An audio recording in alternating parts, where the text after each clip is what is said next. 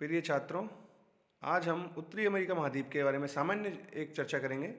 उत्तरी अमेरिका महाद्वीप के बारे में अब ये आप मैप में ये देख सकते हैं कि ये कौन कौन से जो देश हैं इसमें स्थित हैं और इनकी जो क्षेत्रफल है, जो इसके चारों ओर सागर हैं, ये इसमें दर्शाए गए हैं। इसको आप थोड़ा बड़ा करके भी देख सकते हैं। ये देखिएगा, यूनाइटेड स्टेट का भाग, अमेरिका, अलास्का और हडसन की खाड़ी और सागरों के बारे में, मैक्सिको, ये सारी चीज़ें इसमें दर्शा रखी हैं। मैप मैंने आपसे कहा था सामने मैप रखिएगा, जब आप इसको पढ़ो आसानी रहेगी।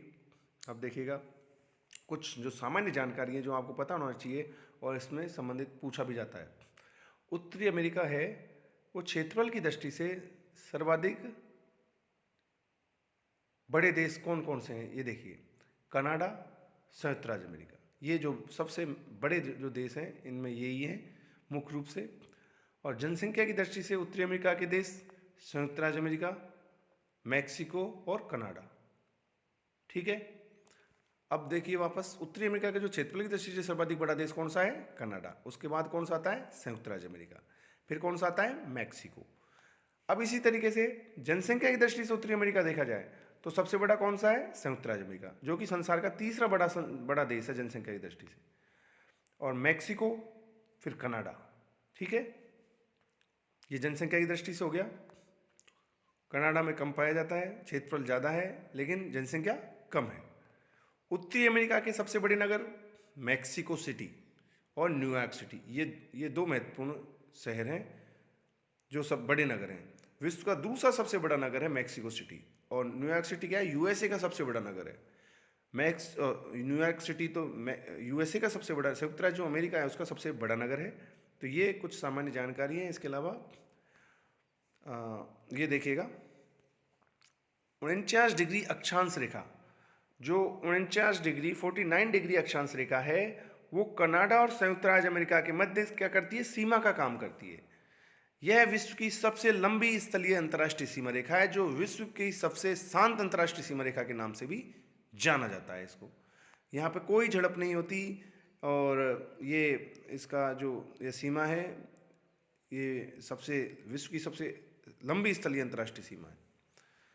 100 डिग्री देशांतर रेखा, अब देखिएगा जो मैप में आप देखिएगा 100 डिग्री देशांतर रेखा को, वह उत्तरी अमेरिका महाद्वीप को दो भागों में बांटती है। ठीक है, तो ये आपका क्लियर है कि दो भागों में बांटने वाली उत्तरी अमेरिका को कौन सी देशांतर रेखा हो गई? 100 डिग्री से देशांतर रेखा, 100 डिग्री पश्चिमी देशांतर रेखा। ठीक है, इसको ऐसे कह सकते हैं 100 डिग्री पश्चिमी देशांतर रेखा। और जो ये 49 डिग्री उत्तरी अक्षांश रेखा है, यह कनाडा और संयुक्त राज्य अमेरिका के मध्य सीमा बनाती है। तो आपसे पूछ सकते हैं कि कनाडा और संयुक्त राज्य अमेरिका के मध्य सीमा कौन सी अक्षांश रेखा द्वारा बनता है? 49 डिग्री उत्तरी अक्षांश रेखा द्वारा। तो ये एक अच्छे क्वेश्चन है, आपसे पूछे जा सकते हैं। अब देखिए कुछ फैक्ट्स हैं। वुड बफेलो नेशनल पार्क, यह कहाँ पर स्थित है? कनाडा में। और यह किसके लिए प्रसिद्ध है? जीवाश्म यहाँ पे अधिक मात्रा में पाए जाते हैं। जीवाश्मों के पाए जाने के कारण इसको वुड बफेलो नेशनल पार्क के नाम से जाना जाता है। इसके बाद में आता है येलोस्टोन नेशनल पार्क, ये कहाँ पे है? यूएसए के व्योमिंग स्टेट में। व्योमिंग जो राज्य है यूएसए का, उसमें यह स्थित है। यह सबसे बड़ा राष्ट्रीय उद्यान है येलोस्टोन नेशनल पार्क। यहाँ ओल्ड फेथफुल गीजर स्थित है, जो प्राकृतिक घड़ी कहलाता है। ठीक है, ओल्ड फेथफुल गीजर यहाँ पर स्थित है, जो कि क्या कहता है? प्राकृतिक घड़ी कहलाता है। अब इसके अलावा आता है योसेमाइट राष्ट्रीय उद्यान। यह योसेमाइट राष्ट्रीय उद्यान कहाँ है? कैलिफोर्निया राज्य में स्थित है, यूएसए में। और यहाँ योसेमाइट जलप्रपात पाया जाता है। और मैक्सिको में स्थानांतरण कृषि को मिल्पा कहा जाता है। ये भी एक महत्वपूर्ण तथ्य है। मैक्सिको में जो स्थानांतरण कृषि की जाती है, अपने जूमिंग कृषि ऐसे कहते हैं, तो यहाँ पे क्या कहते हैं? मिल्पा। और सभ्यता कौन कौन सी है? माया सभ्यता कहाँ है? ग्वाटेमाला की है। इनका सभ्यता मैक्सिको की है। ठीक है, अब देखिएगा रोड आइलैंड, यहाँ यूएसए का, अपना देश का पहला सूती वस्त्र उद्योग स्थापित किया गया था। वो कहाँ है? रोड आइलैंड है, ये यूएसए में स्थित है। और लॉन्ग आइलैंड, यह न्यूयॉर्क के समीप स्थित लॉन्ग आइलैंड है। और एंटिलिस द्वीप समूह, यह द्वीप समूह मैक्सिको की खाड़ी व कैरिबियन सागर में स्थित इस द्वीप समूह के 2 भाग हैं, जिसके अंतर्गत निम्न देश आते हैं। जो एंटिलीज द्वीप है उनके 2 भाग किए गए। देखो अपन बात चर्चा करते हैं। ग्रेटर एंटिलीज, ग्रेटर एंटिलीज में क्यूबा, हैती, प्यूर्टो और जमैका आता है।